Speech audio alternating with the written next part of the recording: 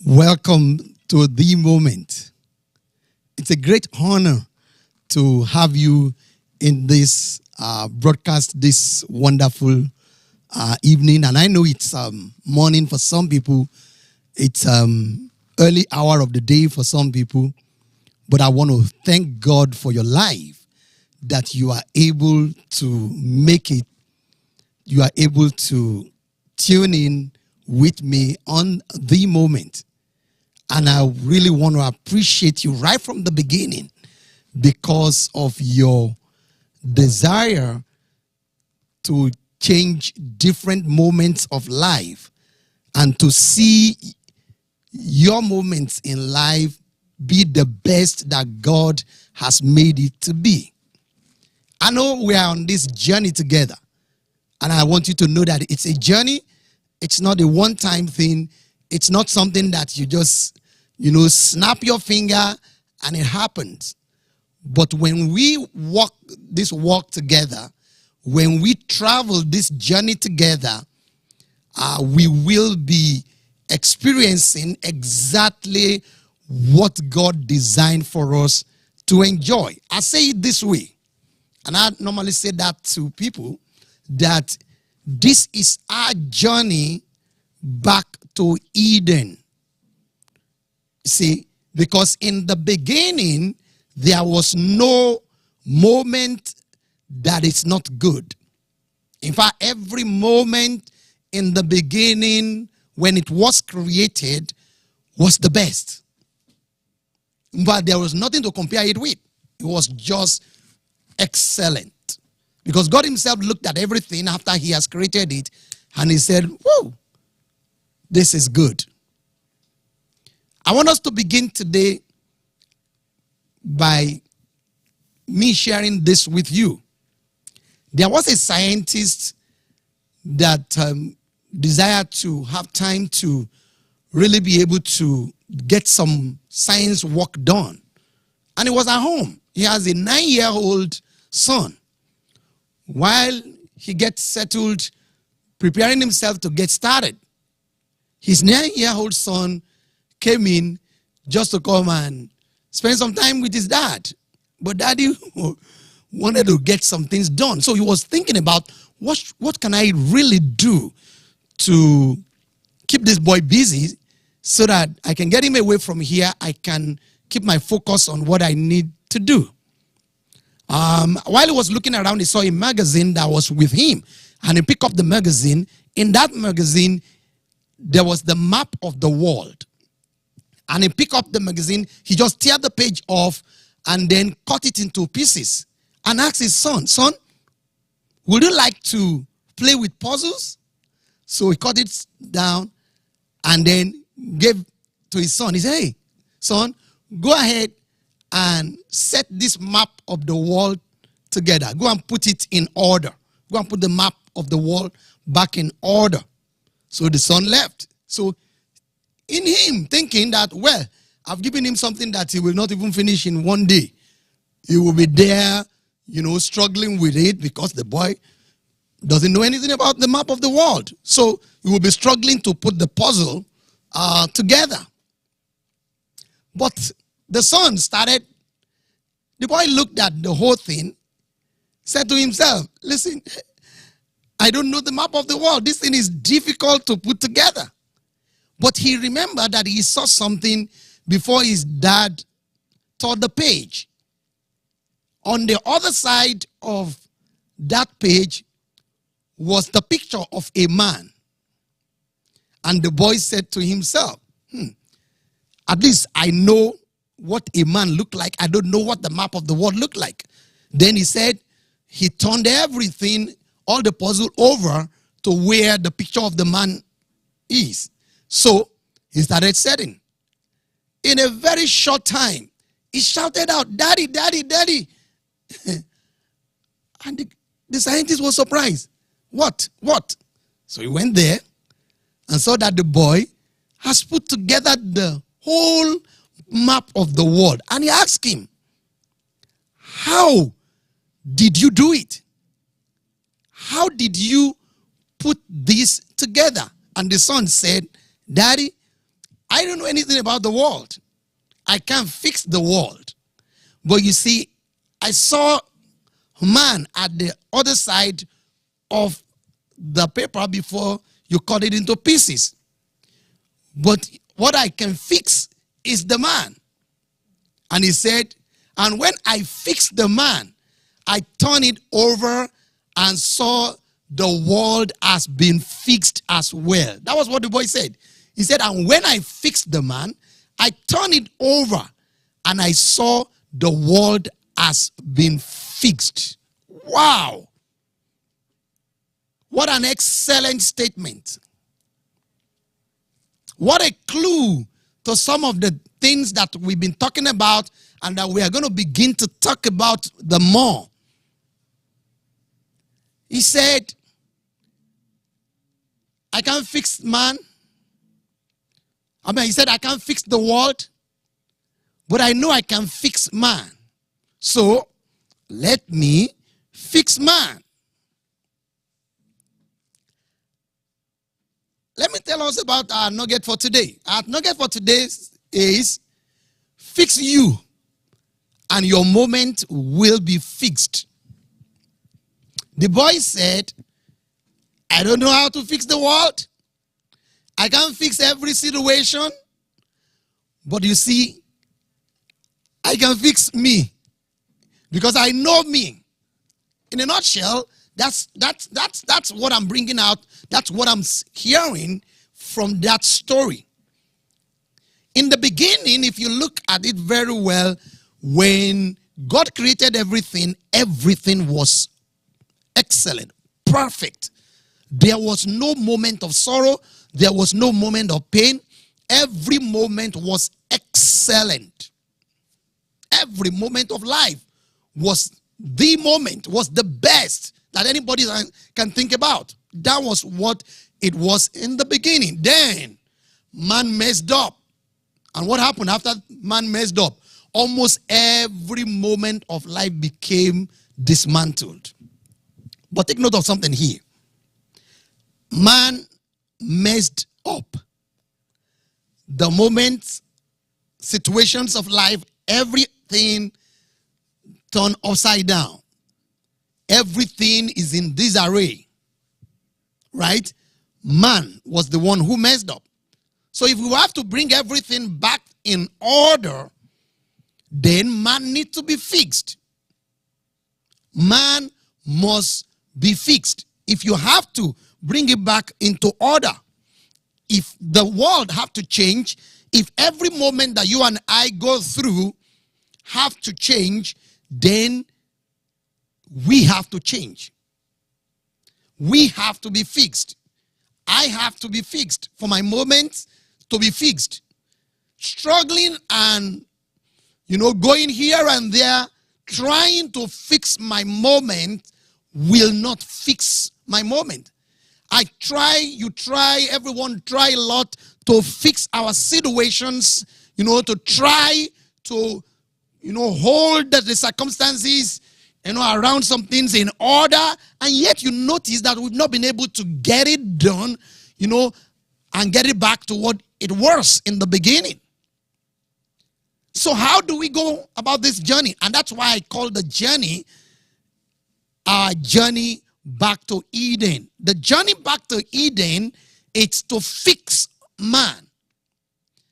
You see, a change has to come from me in order for change to be effected in anything or everything that surrounds me, or the things that I'm going to be, facing as I am going in future.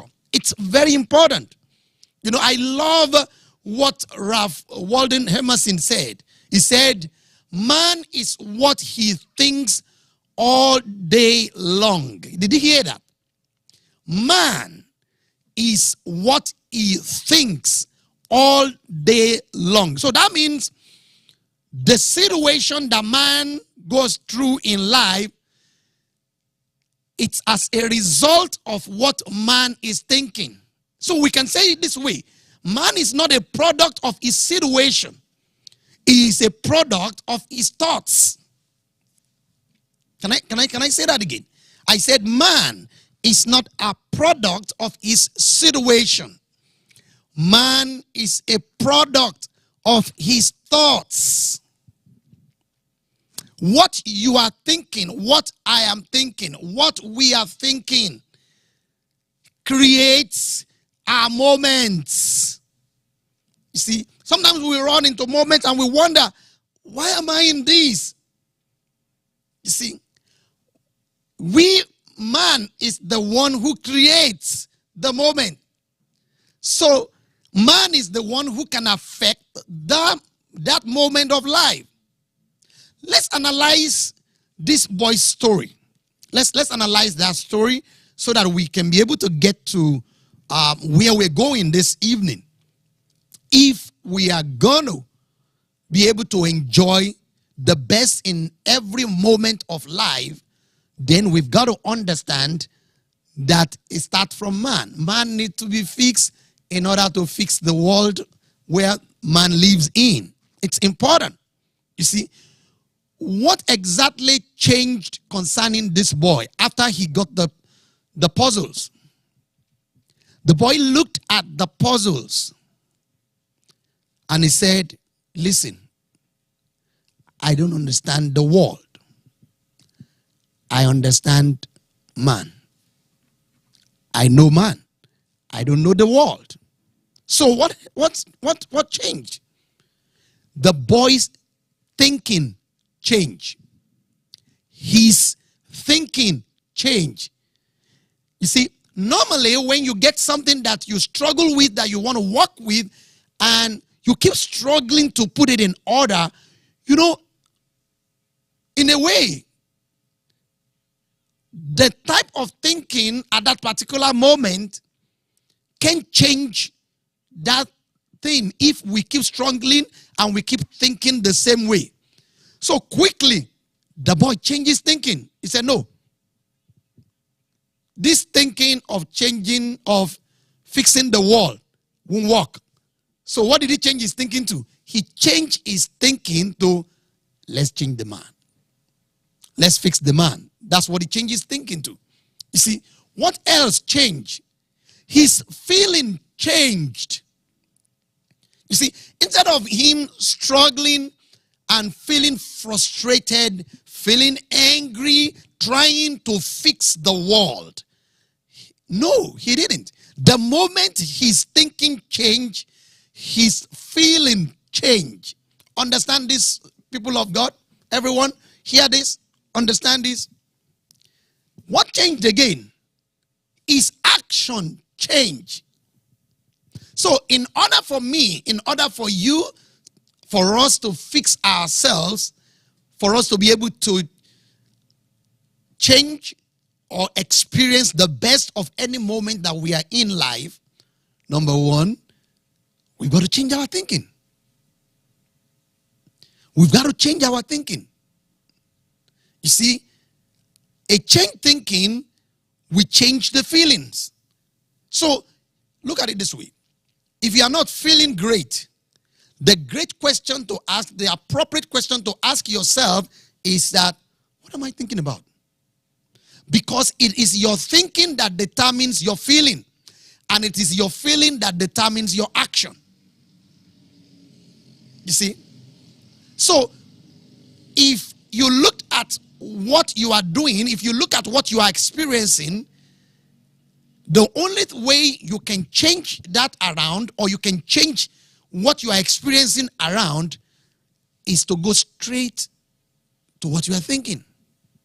Ask yourself, like I will ask myself, what am I thinking about? This is a question that many people have not been asking. You see, whatever thought is dominant in your mind will attract its material equivalent. Whatever thought that is dominant in your mind, notice that. That thought attracts its material equivalent. That's what you see. That's what comes to you. That's what you experience. That's what becomes your experience. So, if you have to change what you are experiencing, then you got to change what you are thinking. Because what you are thinking will always determine how you feel. You are not feeling great. You wake up in the morning, you are not feeling great. Ask yourself this question. Why am I feeling like this? What am I thinking? What's going on in my mind? What am I thinking about? You see? And if you can catch what is going on in your mind, and you can adjust what is going on in your mind, then you can adjust your feelings. You can turn your feelings. That's why the boy said, I can fix the world. You see, I can fix the situation, but I can fix the man. I can change me. I can change everybody around me. Everybody can do whatever they like, but I cannot change them. But I can change me. And how is that journey going to start? That journey starts from changing my thinking. So, how do we go about it? How do we go about changing our thinking? Look at this. Number one, I'm going to give us just about 4 of them. Number one, don't leave your thinking to chance. Oh, anything that just comes to my mind, that's what I'll think about. No. Because what will be coming to your mind most of the time will not be what you will need to think about. You see? And when you think about what is coming to mind just anytime, every time you think about just anything that comes, that means you don't have a control over your feelings. Then you cannot change your actions. You see, you will be doing things that sometimes you wonder, why did I do that? Why do I should know better than that. You know, sometimes you see people blaming themselves and beating themselves for some things they did. The reason is because most of the time you leave your thinking to chance. We cannot afford to leave our thinking to chance. Man is what he thinks all day long. You see, if man is what he thinks all day long, just as the Bible says in the book of Proverbs chapter 23 verse 7, as he thinks, so is he. Then I cannot afford to just leave my thinking to chance and just let anything determine my thinking. Number 2, don't think about everything. Oh, everything that comes to mind. Oh, I need to think about this. I need to think about that. You hear some people say, oh, I'm a warrior. I like to worry. I ask this question when people say I'm a warrior. I say, how much things has worry changed for you since you've been worrying about things? You see, don't think about everything. You see, everything, it's not for you to think about. It's not every idea, it's not every thought that drops that you have to get yourself busy with and say, okay, I'm going to think about this, I'm going to think about that, I'm going to think about this, I'm going to think about that. No, you can't afford to think about every and anything. No. So what should I do? Number 3, choose what to think about. Have a standard, create a standard. Let there be a standard for you. What determines what you think about? Choose what you think about. It's important because remember that your thinking determines your feeling, and your feelings will determine your actions. And our actions in life will determine the totality of our lives. So I want to pick what I need to think about. You see, I don't want to think about every and anything. I will choose. I have a standard. You're going to have a standard. You're going to create something that determines what are the things that you will need to think about at different times of life. That way, you and I can begin to affect our moments, so that not the situations that come that determine how we feel, but our thinking. Look at something here. Jesus Christ with his disciples, they were in a boat traveling on the water. two set of people in the same situation, but you can see the outcome, you can see their reaction to know that they are thinking differently. These disciples went to him, Master, Master, don't you care that we perish? Right? What were they thinking? The situation determines what they think about. You see? It's the situation. They don't have a standard for what they think about. You see, they had Jesus Christ in there. So the fear of death captured them. They ran. You see? Everything became chaotic. It was because of what was going on in their mind. Jesus Christ woke up from sleep. The natural, the normal thing is when somebody, was woken up into trouble, into problem like that, it's what? It's fear. The first thing that grips the person is, the fear of, what is it? What is it? But look at the guy. He woke up. He just walked to the situation and spoke to the situation. Why? Because he is not thinking the way they are thinking. You see? So I said number 3 is what? Choose what to think about. Let no situation determine what you think about. You have a standard and choose what you think about. Look at what Apostle Paul said in Philippians chapter 4 verse 3. You see? The guy was advising us to choose what to think about. Let's go there. Philippians chapter 4 verse 8. He said, finally, believers, whatever is true, whatever is honorable and worthy of respect, whatever is right and confirmed by God's word. Did you see all that? See? All of this. Then he continued.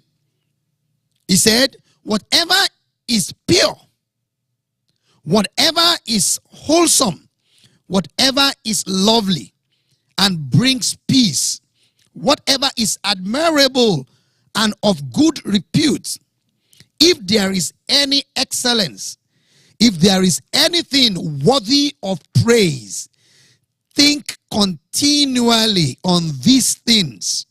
Then look at it. He says, center your mind on them and implant them in your heart. Center your mind on all this stuff. So that this is a great standard. For somebody that says, well, I don't think I know how to set the standard for what I will choose to think. Look at this. This is a great standard. If it does not fall in any of this stuff here, then it does not worth wasting my time thinking about it. So this is my guide. This is what determines what I'm going to think about. This is what determines where I'm going to center my mind.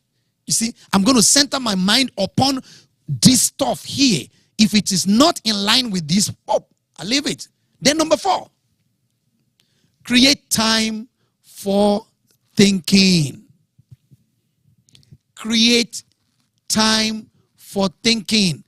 Don't leave every thinking to chance. Don't, well, I don't have time. Well, whatever comes to the mind, I'll think about it. No. Have time where you pick things to think about.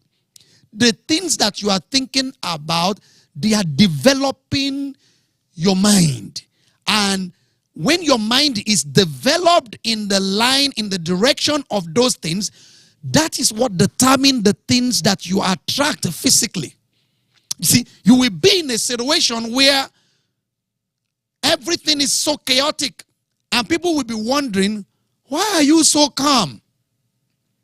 You see, when people look at, sometimes people look at, if this is the amount of money that is in my hand and we are this point in the month, then, that means this month I'm just going to suffer. I'm not going to have enough money. There is a thinking. And that type of thinking is as a result of what that individual saw. You see, in the coming months, I'm going to be taking us, we're going to be going on this journey. So we're going to be looking at how to go on this journey, rearranging our thinking. Hear this somebody. What cannot find place in your mind that is written in God's word concerning you, you cannot experience it.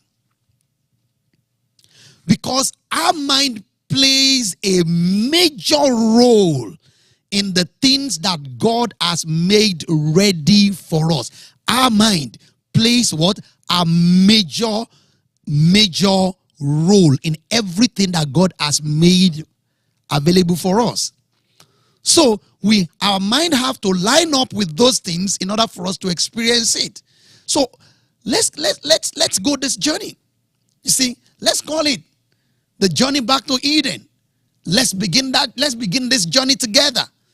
So that as Jesus Christ went through moments that are not so good, moments that are so great, but his own experience in all those moments was what? The best. The best. Despite the fact that the moments were not good. Yes, he still experienced the best. And that's why I will always say this, that the moment is the best moment of any moment in life. You see? So in the midst of every moment, there is the best. So I want you to keep this in mind. I don't want you to forget this. I want to always hold this.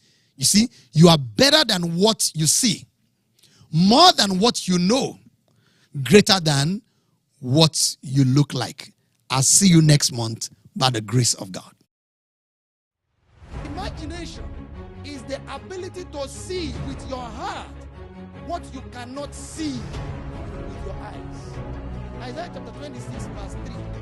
You will keep him in perfect peace, whose mind is stayed on you, because he trusts in you. DIC Los Angeles, church with a difference.